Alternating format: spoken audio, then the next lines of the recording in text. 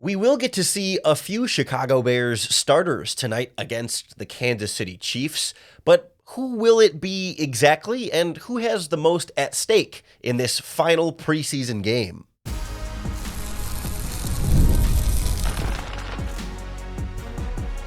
You are Locked On Bears, your daily Chicago Bears podcast. Part of the Locked On Podcast Network, your team every day. This is Locked On Bears, and I'm your host, Lauren Cox. I'm here to bring you your daily, in-depth Chicago Bears news and analysis. You can follow me on Twitter at CoxSports1. You can follow the podcast at Locked On Bears on TikTok, Instagram, Facebook, Twitter, and the Locked On Bears YouTube channel, where you can keep up with all of our video podcasts as well. Thanks for making Locked On Bears your first listen today. We're part of the Locked On Podcast Network, your team every day. Today's episode is brought to you by Gametime. Download the Gametime app, create an account, and use our promo code LOCKEDONNFL for $20 off your first purchase. Terms apply. On the show today, we preview the Bears versus Chiefs preseason finale, looking at what players we're expecting to see out there in this game, maybe who we'd like to see play in this game, even if we're not really expecting it. And a part of this is kind of an update on where injuries are playing a role and who we'll see in this game. We'll also talk about some of the other guys that maybe aren't starters, but have the most to gain or the most to lose, and this is their last chance to make their case for the Chicago Bears 53-man roster. And we'll use all of that as a way of looking at how ready the Chicago Bears are for Week 1, given that most of their starters are not going to play in this game, and therefore done for the preseason and won't see them again until they take on the Tennessee Titans. We weren't sure exactly what to expect this week because we knew the Chiefs were not going to play their starters, and we knew that Caleb Williams and other Bears starters have kind of hit that snap count number that the team was looking for. Caleb was around like 43 plays that counted, but then you add in the plays that were negated by penalties, and it was up around like 47 or so. So we went into this week not necessarily expecting to see Caleb Williams out there, but hold the phone. Matt Eberflus says, no Caleb Williams, correct, but not all of the starters will sit out. Most of the starters will not play, in his words, but he explained their criteria for who will play in this game. And in terms of the game on Thursday, the majority of the starters will not play in that game.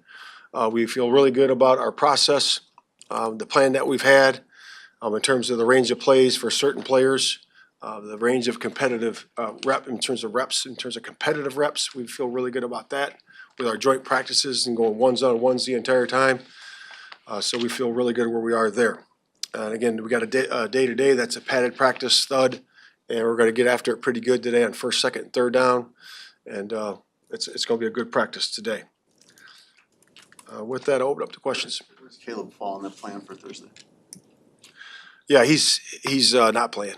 So it's most of the starters. So we'll look at some guys that have lower numbers, and some of those guys, and we'll have that discussion finalized later tomorrow morning when we do our participation meeting. He will not play in the game. So we don't have like an exact list of here's who's gonna play, here's who's not going to play, but we can piece together based on the way Matt Eberflus described it there, and also based on the health of players who are or aren't available, which starters we should expect to see. And I think the name that jumps out at me right away has to be Nate Davis. That Matt Eberflus has been pretty clear about his displeasure, we'll say. I won't even call it criticism, but displeasure with Nate Davis's lack of availability this preseason. He did play a lot last week against the Bengals, got 22 snaps in that first half, but that was the only preseason game he was a part of. And I think given Davis's lack of availability out there and it being the fewest snaps of any of the starting offensive linemen, it would not surprise me, and dare I say I expect Nate Davis to be out there maybe with 4 other backups on the offensive line, but like, hey, we want to get him a little bit more run at right guard. I mean, they haven't said that, but that's my expectation here. He just missed so much practice and so many of those reps that they want him to get some more, even if he's with a backup offensive line around him. I'm really curious to see how Matt Eberflus approaches it at the running back position as well, because that's the other main spot where key players have not played much this preseason, largely due to injuries. We've seen DeAndre Swift carry the ball exactly one time and catch exactly one pass. They both were nice plays. The screen pass in particular, going for 42 yards, whatever. That was the only passing play he was on the field for. We have not seen DeAndre Swift at all besides those two plays in the preseason. Will they get him a little bit more run in this game? I mean, he's one of your top weapons and top starters. You would think, no, don't play him in the fourth preseason game with a bunch of backups. But he's played 2 snaps all preseason. Like, I would think they would like to get him some more run just so he's not rusty heading into week 1. But maybe he's, an experienced enough player where they say, well, okay, he doesn't need it. He'll be fine. Hold him out. But I do think we will see Roschon Johnson get in the action here because he's been hurt for the last couple of preseason games and hasn't played. I guess he's not really technically a starter, but a guy who rotates in with the starters, will play significant snaps this season, and really has only had one real game of preseason action so far. Returned to practice over the weekend. Seems like he, in theory, should be good to go health-wise, and that they can give him a little bit more of a load, and maybe then Khalil Herbert sees the ball a bit less, because we've gotten plenty of Khalil Herbert through this stage of the preseason so far. So not that, Herbert's not going to play at all or anything, but I think Roschon is the one who needs the run a little bit more, and then, of course, the rest of the running backs farther down the depth chart, but I don't think Khalil Herbert needs them as much because he's gotten so many at this point. And then the other question I have for, starters who could play, who, based on that criteria, I would think might play, is half of your starting secondary. Kyler Gordon, Tyreek Stevenson, and Jaquan Brisker. Stevenson and Gordon have each only played in one preseason game. Gordon made his debut last week. Stevenson was out there, I believe, the week before that. But each has only played one game's worth of starting snaps. I could see Matt Eberflus saying, yeah, we just want to get those guys out there. I mean, they're young. They're still developing and growing. I mean, even though they're good, fairly proven players, especially Stevenson still has a lot of growing to do. Get those guys out there and get them as run. And then Jaquan Brisker in particular has yet to play a single snap in the preseason. And that's not like a veteran day off or just giving him, because, all the other veterans have played, and he's a second-year or third-year player. This is about him having been hurt and not being available to play in these games. So I would think Jaquan Brisker is one of those guys who practiced this week and should be healthy and good to go for this game. A few other guys have been injured and banged up still that won't play, but Brisker has been out there, so I would expect they'd like to get him some reps just to knock some of that off.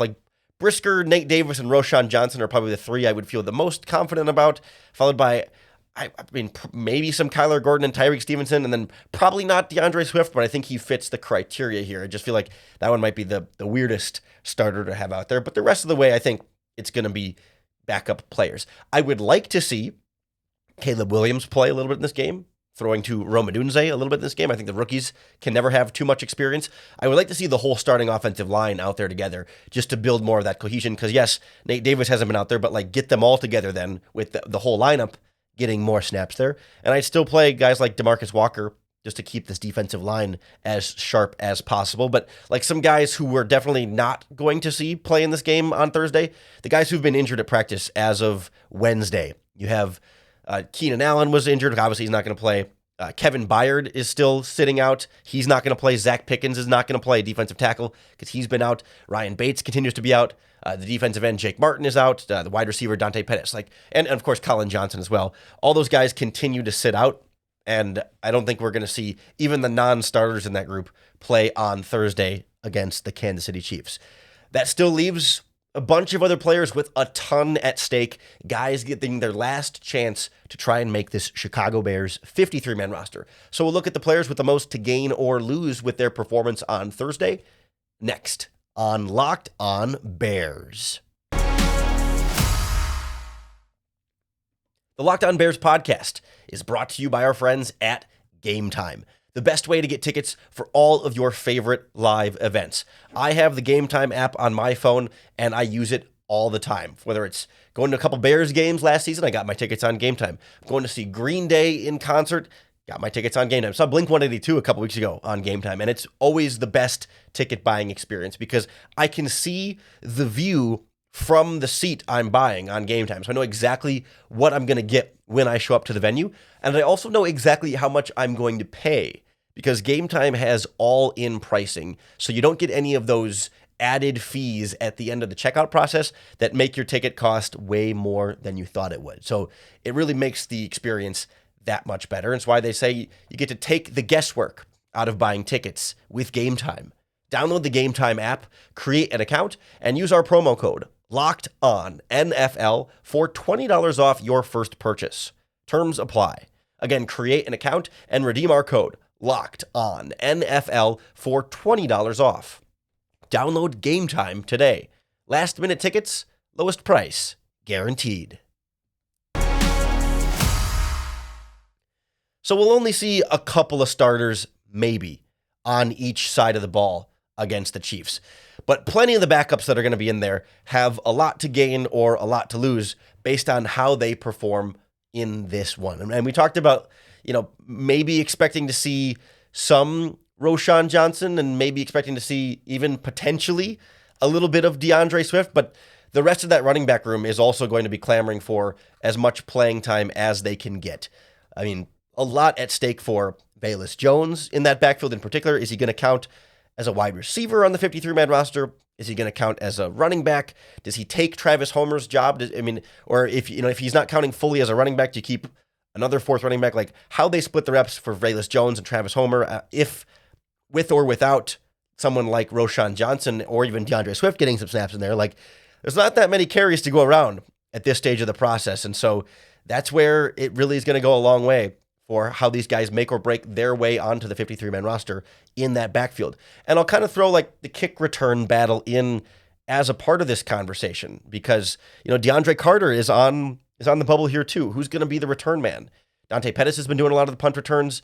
Tyreek Stevenson, not Stevenson, Josh Blackwell, the other slot cornerback, has been back there a lot on kickoffs. Tyler Scott, Velus Jones back there, like how they're going to mix those guys because Carter has not played much on offense. He's gotten some first team looks, and I think he's probably fairly safe. But like, and we talk about the wide receiver depth chart more broadly, right? You've got Tyler Scott as the number 4 receiver. Pettis seems to be playing his way into the number 5 spot. So then is Carter 6, or does Velus Jones count as the 6th receiver? Or do you keep 6 receivers and have Velus Jones count more as the number 4 running back instead, / kind of also the 7th wide receiver? I mean, there's a kind of a lot of different ways it can go at that spot. And I mean, Simba Webster was making a case for himself, although I don't think at this point he's really got a shot there. But how these backs and these return people perform, Khalil Herbert can also be a return option, is going to be one of the more interesting 53-man roster battles that I'm looking forward to seeing. Same thing on the offensive line.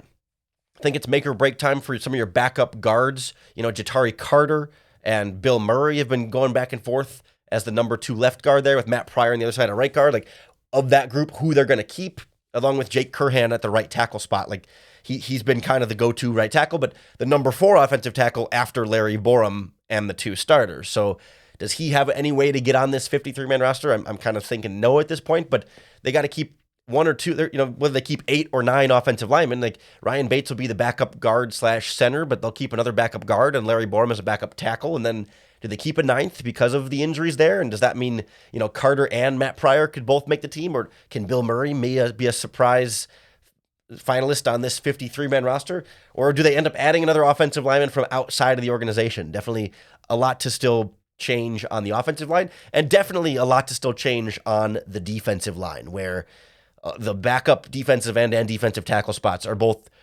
pretty wide open still at this point. Like the coaching staff keeps talking up backup defensive tackle Daniel Hardy, who we've mentioned a few times on this podcast, who could surpass Dominique Robinson as the number 4 defensive end, right? It's Sweat, Walker, Booker, 1, 2, 3.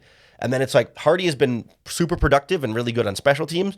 So he might be more valuable to them right now than Dominique Robinson, who still has a lot of potential and, you think can still do something, but the preseason performance has sort of skewed towards Hardy. And, Robinson's had 3 years to try and really impress. And I don't think we've seen him really make that next step forward just yet. Or do they keep all 5 just to give them some extra pass rush depth? Or again, do they add someone outside the organization? Same at defensive tackle. Byron Cowart is by default the number 4 defensive tackle right now. Looks like it's his job to lose, but Michael Dwumfor or any of the undrafted free agents they have on the depth chart after them can all still make a case in this game. I think the Bears will add, at a minimum, 1 defensive lineman to this 53-man roster that is not currently under contract with the team. And I guess it'd be more likely to be a defensive tackle than a defensive end at this point.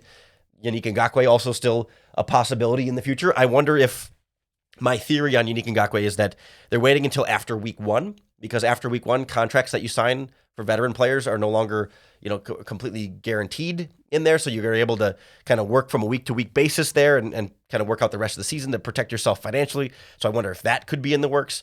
And then finally, the other spot that has a lot at stake in this game is cornerback, the backup cornerback spot, much like wide receiver. You know what your top 3 or what your top 4 are. Jalen Johnson, Tyreek Stevenson, Kyler Gordon. Terrell Smith is clearly number 4. And then it's Greg Stroman versus Jalen Jones versus Josh Blackwell for number 5 and or number 6 cornerback. And we talked about this a little bit during our last 53-man roster conversation. I think that was last week or 2 weeks ago, where your number 6 cornerback is competing for a special teams job that's also competing with your number 4 and 5 safety. It's competing with your number 5 and 6 linebacker and your number 3 or 4 tight end and your number 4 running back and your number 6 wide receiver. Like, it's not purely what Josh Blackwell does as a cornerback competing against Stroman and Jones, but also what he offers you as a return man, as a coverage guy. But Jones has been a 4-phase coverage guy at the cornerback spot too. Like, all 3 of those guys have a really strong case for the roster, and that spot to me feels like the hardest to pin down, especially if we just don't have a sense of who the return men are going to be. Like, if it was definitively clear, DeAndre Carter is your punt returner, Velus Jones is your kickoff returner, and we just knew that those guys were set and they were going to make the team, well, then it becomes a little bit easier to figure out, okay, then we know who's going to get cut at running back, and we probably can figure out who's not going to make it at cornerback and some of the other special team spots. But because you've got guys like Pettis and like Blackwell that are return men who also help you a lot in other areas on special teams and have flashed on their respective sides of the ball, that makes it a lot harder to predict. But Dante Pettis is hurt now, so that changes, that his dynamic and his potential role as a return guy. You can't make the club in the tub, and not a good time for him to be hurt with, this really would have been his last chance to make that push for the roster. But if Carter has a big game or Velus Jones or, whoever, this is what makes and breaks your 53-man roster. That's the roster you will take into week 1 against the Tennessee Titans. Most of the players who are going to play against the Titans will not play in this game. So are they ready? They're getting healthier, and that's a good thing. But healthy, ready, rusty, still have some room to grow. We'll kind of get a sense of where this Bears roster stands in terms of its week 1 regular season readiness next on Locked On Bears. This episode of Locked On Bears is brought to you by FanDuel Sportsbook, America's #1 sportsbook. And right now, FanDuel has a little something different for you, because now through September 22nd, you got a whole month, FanDuel customers can bet $5 to get a 3-week free trial of NFL Sunday Ticket from YouTube and YouTube TV. Then with a YouTube TV base plan, you'll be able to watch every regular season Sunday afternoon out-of-market game. All you need is a Google account and a current form of payment, and of course, you can cancel at any time. You just place a $5 bet on anything, win or lose. You can bet on the Bears versus the Titans in week 1. Bears are the 4.5-point favorites in that game. You can still get a bet in quick on Bears Chiefs if you're not listening to this too late, plus Matt Eberflus odds for Coach of the Year, Caleb Williams Offensive Rookie of the Year odds, and all your other favorite sports, baseball, tennis, soccer, boxing, you name it. They've got it all at FanDuel, all in an app that's safe, secure, and super easy to use. Just visit FanDuel.com/lockedon to download America's #1 sportsbook. So this is it for Caleb Williams, for Keenan Allen, DJ Moore, Cole Kmet, etc. Like, we've seen all we're going to see from Jalen Johnson and Montez Sweat and Tremaine Edmonds and TJ Edwards until week 1. And they get a nice long break between now and then, which is nice. It's like, I didn't count the exact number of days, but it's like 17 days or something between this last game and their first game of the season. It's a great time for guys to rest up, get their bodies right, and be in as good of a condition, physically health-wise, as they can be for week one. And I think generally the Bears are sitting pretty health-wise. So Kevin Byard, we mentioned earlier, missing practice. The three key players who are starters or at least contributors who are going to be a big part of this team that aren't 100% or aren't participating fully in practice that we mentioned earlier. The safety, Kevin Byard, Zach Pickens on the defensive line, and Ryan Bates on the offensive line. I know Keenan Allen sat out practice, but he's been fine. He's fine. It's just more of a light minor thing. Matt Eberflus has said that Kevin Byard is dealing with a soft tissue sort of thing, and he should be good to go. Just making sure his body responds properly, but otherwise should be good to go. But the two that we don't know or aren't confident will be ready for week one are Zach Pickens on the defensive line and Ryan Bates on the offensive line. Fortunately, the Bears are not counting on either one to be an every down week one player. The Bears are counting on both of those players to be available to contribute as soon as possible. But right now, Ryan Bates is not in your starting offensive line. Coleman Shelton's your center. Nate Davis is your right guard. And Zach Pickens, of course, is not in your starting defensive line, but he is your top backup defensive tackle and someone who is going to play an important role this season. But it's not like, okay, the Bears have this injury that's leaving a massive hole entering week one. Everyone else across the board is fully expected to be ready to go and to be full strength. So health, not a huge concern, from the purely who's available and who's not available standpoint. I do wonder, though, from a rust standpoint, guys who, week one is a little bit new for everybody, whether you're a 10th year player or a rookie, you haven't been going in a real regular season game against a real opponent with real stakes and a real game plan. And some guys have played less than others in the preseason that might have a little bit more rust to knock off, where maybe they're just not going to be at their peak the first snap they take week one against the Titans. If we look over the course of this preseason, we touched on this a little bit on a couple of guys, but there's more to this conversation than just who should play in this final preseason game. So DeAndre Swift, we mentioned him. He played 2 snaps all preseason. If he doesn't play against the Chiefs, is he going to be, full speed, used to being hit and ready to go 100% running back, or will it take 5 carries before he's good to go? I'm not saying these guys need 3 weeks of NFL regular season play before they're really at their peak again, but is he going to be 100% mid-season form the first snap of the first game after 2 preseason snaps? I don't think so. Same thing with Montez Sweat. He played in a couple of games, but only played 12 snaps. And this is not me saying they should have played Montez Sweat more. It's just that these guys won't be in mid-season form when they first start because they just haven't been put in those types of situations. And you trust that guys like DeAndre Swift and Montez Sweat are so good at what they do and professionals who are well paid that they will be fine. They're not going to be bad against the Titans, and they're not going to be liabilities or, holding you back or anything. But they're not going to be in their peak form just yet because very few players are in their peak forms just yet. And 12 snaps in the preseason is not going to get Montez Sweat there. Swift and Sweat are the two among the starters that have played the least of any other, really important players to the Bears. I guess technically the fullback, Kari Blasingame, has only played 11 snaps, but he's the fullback. I mean, he's not going to play 11 snaps in the game against the Titans. Then it's guys like Roschon, who we mentioned, who should play in this last preseason game. Cole Kmet is at 19 snaps in just a couple of preseason games. We're getting to the numbers here where it's that's probably enough, but there could be a little rust for Kmet. We just haven't seen him catch many passes, take many hits, engage in many blocks in these games. It's just been just a little sprinkling here and there. Again, veteran, pro, a guy who will be fine. He's not going to be bad. He's not going to cause problems. It's just not mid-season form. Kevin Byard, obviously coming off of injury, is going to have a little bit of rust to knock off. And then we mentioned Kyler Gordon, Tyreek Stevenson, and Jaquan Brisker. Brisker hasn't played any preseason, even if he plays against the Chiefs. I mean, I don't know how many snaps they're going to give him, but he probably will have a little more rust to knock off in week one. And then Gordon and Stevenson have each played 1 game's worth of preseason snaps so far. And maybe they play against the Chiefs and they're a little bit more dialed in at that point. Same thing with Nate Davis. 1 game's worth of preseason snaps. If he doesn't play against the Chiefs, is he, 100% game speed, ready to go be his best Nate Davis self? I don't think so. I'd like to see him play a little bit more. And even if a second preseason game, he's missed so much practice.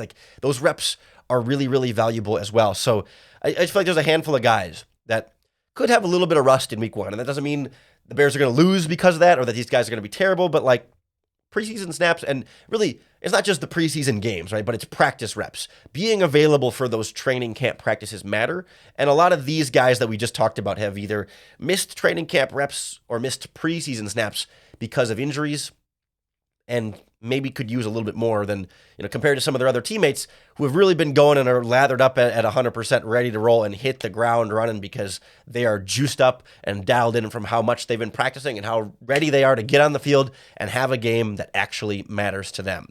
Then you've got the Bears players who are young and developing, and you could give them every rep you possibly could in the preseason, and they're still not going to be their best self week one because we're expecting that they're going to be a better player week 5 than they are week 1. They're going to be an even better player in week 10 than they were in week 5. And hopefully by week 17, they're the best version of their young selves that we've seen so far in their careers. So in terms of like readiness for week 1, like I think Caleb Williams and Rome Odunze, they're ready for week 1. They're not going to be out there unprepared or in over their head, but we're not going to see the best versions of Caleb Williams and Rome Odunze in week 1. I think similarly for Darnell Wright and Braxton Jones at offensive tackle. Young players who are developing and growing, and we want to see them continue to take a step this season, but they're not going to start out week 1 with that full step having already been made and play the rest of the year at this newfound higher level of performance. Like they're going to have ups and downs, but you hope over the course of the year that they grow and continue to get better. Gervon Dexter as well. Like we've seen him play really well against the run in this preseason. We haven't seen the major kind of flashes in the pass rush department that we want to see from him. And if he's going to be our top interior pass rusher in particular, we want to see that. And again, you can't expect him to be a finished product week 1. But over the course of this season, we need to see more and more and more from him. But I think I've been one of the most vocal people throughout this whole offseason saying, hey, let's pump the brakes on putting the expectations too high for Gervon Dexter.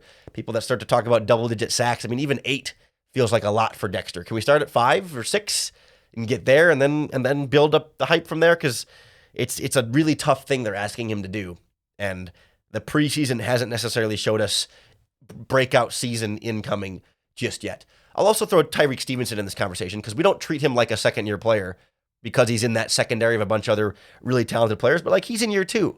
Like he's still got room to grow, a lot of room to grow. And he's still going to make some mistakes week 1 and throughout this season. But like, he's getting there. And so week 1, this Bears team is still going to be a team of like some guys knocking the rust off and some guys who are still young and trying to grow into a better player this season. So this is not going to be a well-oiled machine that's firing on all cylinders and stepping forward and just, hitting the ground running and dominating the Tennessee Titans. They should be a better team than the Tennessee Titans. They are favored on FanDuel Sportsbook against the Tennessee Titans for a good reason. I expect them to win that game. But like, when we talk about readiness for week 1, they're going to be ready, but they're not going to be peaking or at their best by any means just yet. And it's important that we keep that in mind as we start to turn our attention ahead to the regular season as the preseason winds down with this final game. You can be sure we'll break down all the important takeaways from Bears Chiefs on tomorrow's Locked On Bears podcast. So make sure you hit the subscribe button, whether you're listening on YouTube or wherever you get your podcasts, because that's going to be the best way to keep up with all of our daily, in-depth Chicago Bears news and analysis. Thank you for making Locked On Bears your first listen today. We're part of the Locked On Podcast Network, your team every day in sickness and in health, as I'm sure you can still hear some of the nasaliness in my voice here. I appreciate you putting up with it. I'm a lot less drippy and runny and snotty as I was recording yesterday's podcast. That yesterday was, I think, the single most difficult podcast I've had to record in 7 years of doing the Locked On Bears podcast. And I don't mean to I'm not looking for sympathy. It was just like, whew, that was more so to say, like, if you made it through that with me, I appreciate you sticking it out. I can already feel a sneeze coming on as I'm talking now, so I need to wrap this up. But if you're looking for a second listen, now that we're finishing up Locked On Bears, go check out Locked On Fantasy Football. We're your team every day here in the Locked On Bears podcast, at the Locked On Podcast Network. So you can tell I'm losing it a little bit. We're your team every day on the Locked On Podcast Network, and that includes your fantasy football team. So get the daily insight on the best fantasy draft strategies with Locked On Fantasy Football wherever you get your podcasts. Come on back tomorrow, make Locked On Bears your first listen once again, and I'll always make sure that you finish every podcast with another opportunity to bear down.